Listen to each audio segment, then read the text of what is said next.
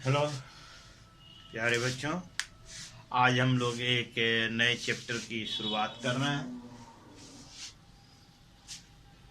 एक बार फिर देखें, फोर्स सेकंड चैप्टर है, force and laws of motion. ये फोर्स आपके सामने एक बार फिर आया, जिसे आप बहुत अर्ली क्लासेस से पढ़ते आ रहे हैं। What is the force? Force किसे कहते हैं? आपने पढ़ा होगा कि पुश और पुल is called force। बड़ी सिंपल सी चीज है। पुश या पुल को यानी खींचना या धक्का देना क्या कहलाता है? फोर्स कहलाता है।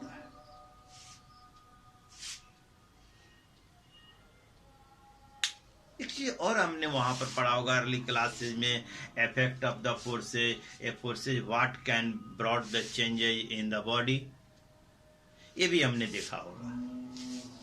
तो आज हम इस फोर्स की डिफिनीशन कुछ दूसरे ढंग से पढ़ें।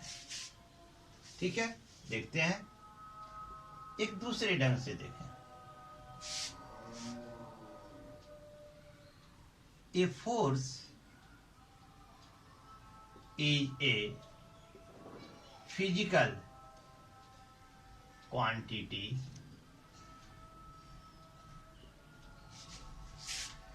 which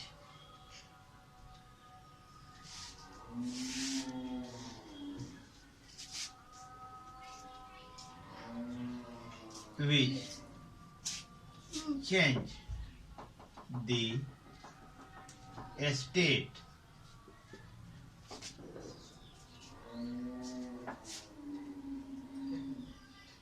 or position or which change the state or position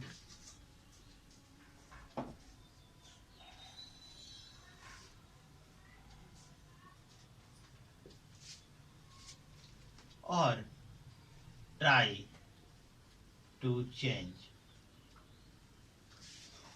the state or position of a body।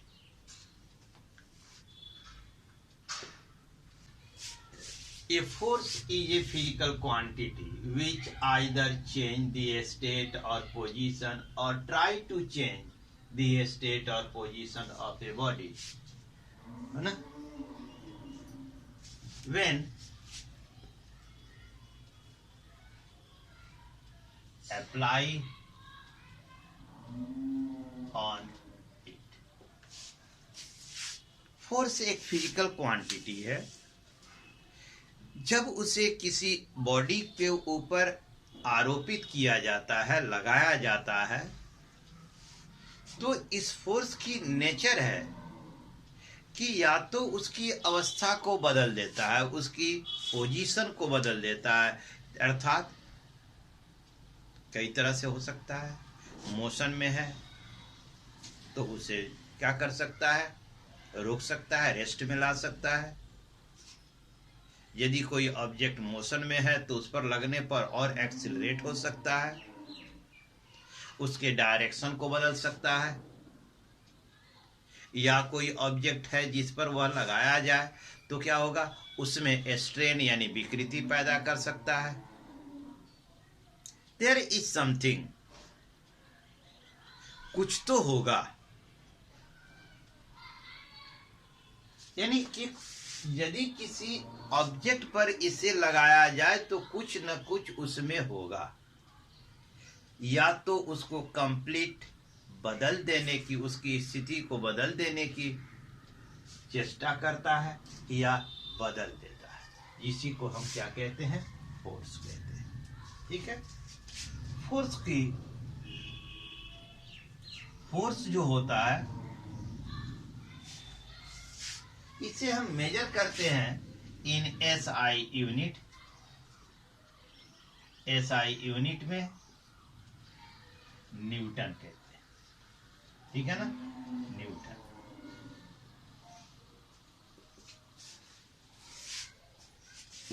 CGS system में, सीजीएस यूनिट में, है ना, ये होता है डाइन। ठीक है, सीजीएस सिस्टम में ये होता है क्या, डाइन होता है। यानी 1 न्यूटन कन्वर्जन करें तो 1 न्यूटन बराबर होता है 10⁵ डाइन।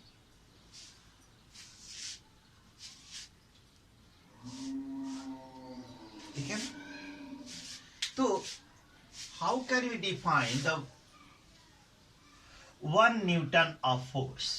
आइए देखते हैं, है ना, force of 1 Newton.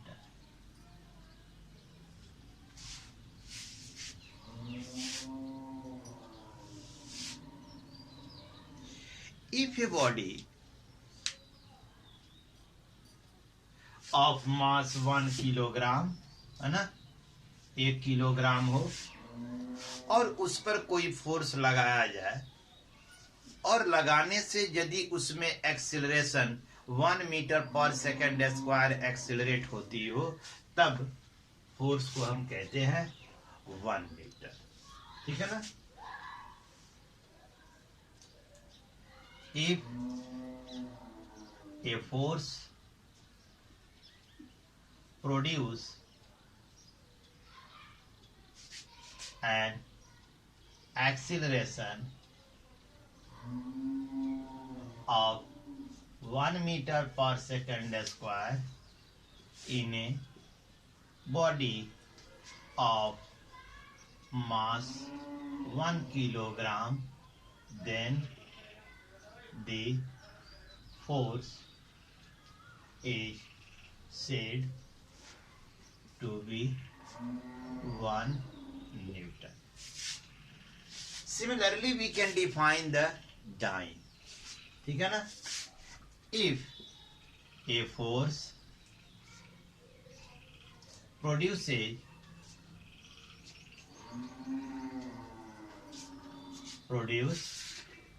an acceleration of 1 centimeter per second square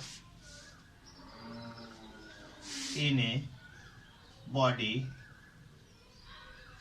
of mass 1 gram, then the force is said to be 1 dyne. तो इसे क्या कहते हैं, 1 डाइन कहते हैं। और कन्वर्जन हमने देख ही लिया कि 1 न्यूटन में होता है कितना, 10⁵ डाइन। यानी 1 न्यूटन बराबर 1 किलोग्राम केजी मीटर पर सेकंड स्क्वायर। कन्वर्जन देखें, डाइन में लेना हो, ठीक है, तो 1 किलोग्राम मीटर पर सेकंड, हम इसको ऐसे लिखे 1 केजी ग्राम इंटू 1 मीटर बटा second square.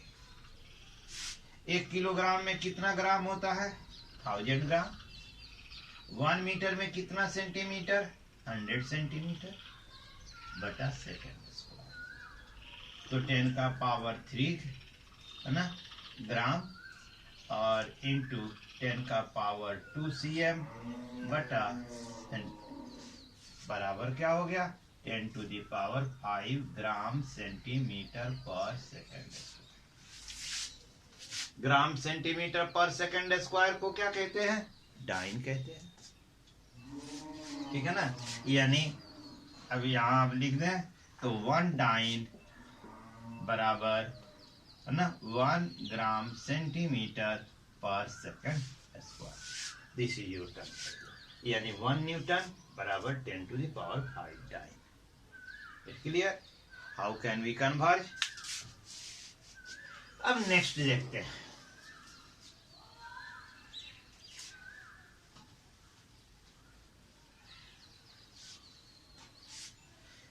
When the force is applied on a body, in this situation we can categorize the force into two. हम फोर्स को दो कैटेगरी में बांट सकते हैं।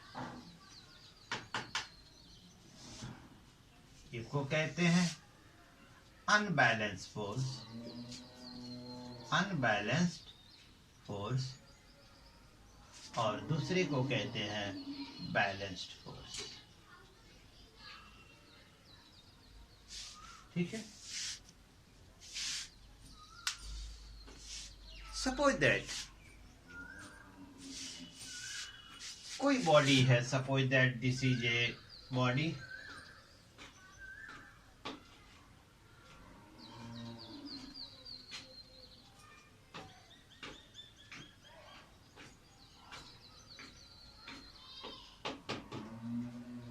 कोई बॉडी है,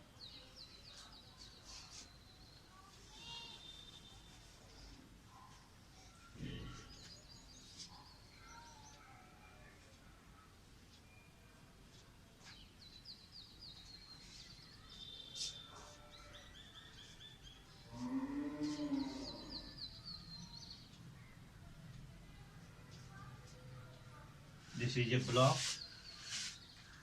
ये कोई ब्लॉक है, इस पर सेवरल फोर्सेज एक्टिंग। ठीक है, सेवरल फोर्सेज एक्टिंग, कई फोर्स एक ही साथ काम कर रहा है।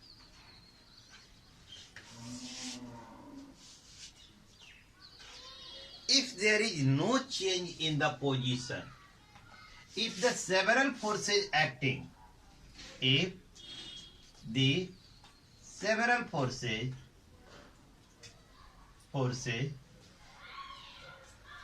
acting simultaneously,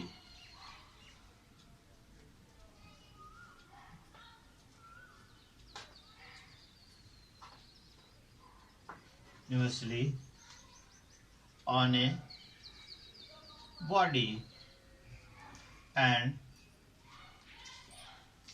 the state of body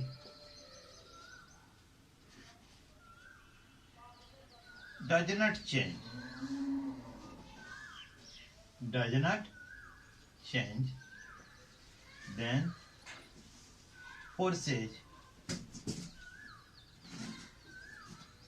are said to be balanced force, balanced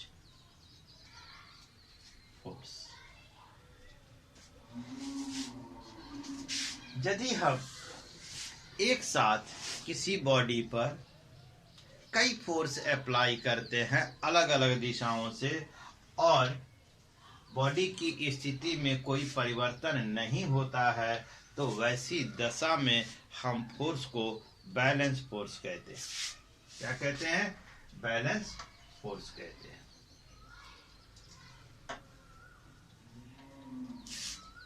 Now see the another case.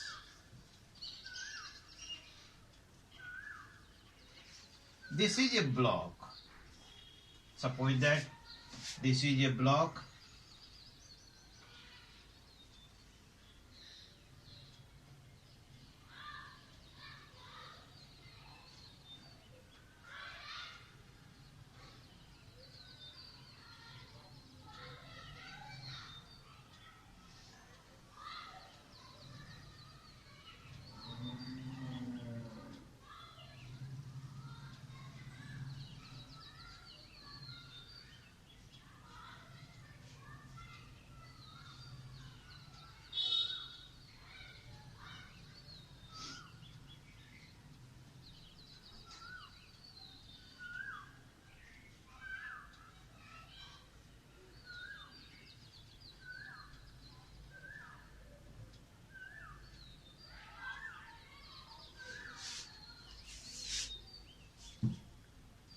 suppose that कि किसी ब्लॉक पर हम क्या करते हैं,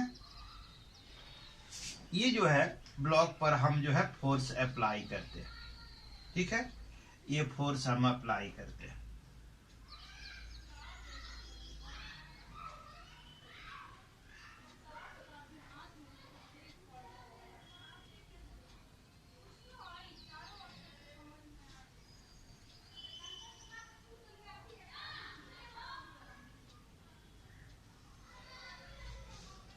See this? Suppose that this block, हम मान लीजिए कि A, B, C, D एक ब्लॉक है, इस पर हम कोई फोर्स जो है अप्लाई करते हैं, ठीक है, मान लीजिए F है ना, F dash, F double dash, F triple dash, and the body is now position as B dash। देखें बॉडी की स्थिति क्या हो गई, शियर हो गई, विकृत हो गई, यानी यह ऊपर वाला हिस्सा AC की जो पोजीशन देखें वह क्या हो गई A डैश C, और BD की पोजीशन क्या हो गई B dash C। The forces are acting all around, but the state of the body change। Body की स्थिति क्या हो गई, बदल गई। In this case the forces are said to be unbalanced force. जैसे हमें यहाँ पर F फोर्स लगाया है, F dash, F double dash, F triple dash, ये सभी फोर्सेज एक दूसरे को मिलकर क्या हो गए, बैलेंस फोर्स। यानी दूसरे शब्दों में बैलेंस फोर्स पे कहें द रिजल्टेंट, ठीक है ना, the resultant of all forces are will be zero। यानी इन सभी फोर्सेज का जो हम रिजल्टेंट निकालें तो हमें क्या मिलेगा, zero. In this case the shear, that is the change brought in the direction of resultant force। In this case the change है ना takes place in direction of resultant force। कहने का अर्थ यह है कि इस स्थिति में फोर्स जो है रिजल्टेंट फोर्स जीरो नहीं होता, इस स्थिति में रिजल्टेंट फोर्स क्या होता है, जीरो होता है। तो यहां इसको कैसे डिफाइन कर सकते हैं, if there are several forces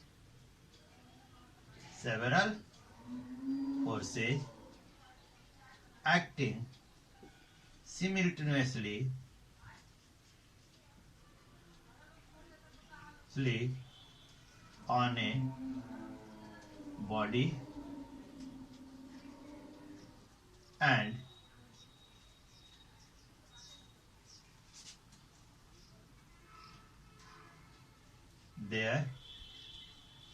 and there is a change in the state of body, then the forces are said to be unbalanced force। ठीक है, क्या हमने देखा कि if there are several forces acting simultaneously on a body and there is a change in the state of body, then the forces are said to be unbalanced force, and this change takes place in the direction of resultant force। यह जो change होता है in the direction of the resultant force. हमेशा इस बात को याद रखें कि we do not use the unbalance everywhere. Only we use the force applied on a body and the position of the body change. Here the force is unbalanced. यदि किसी force के अप्लाई करने से किसी बॉडी की स्थिति में परिवर्तन होता है तब वह फोर्स अनबैलेंस फोर्स कहलाता है, और उस फोर्स को regarded as a unbalance force, हमेशा उसे हम अनबैलेंस फोर्स ही समझें। ठीक है, ये चीजें थी फोर्स के बारे में। इन द नेक्स्ट सेशन में हम लोग यहाँ से आगे बढ़ेंगे लॉज ऑफ मोशन के बारे में। ठीक है।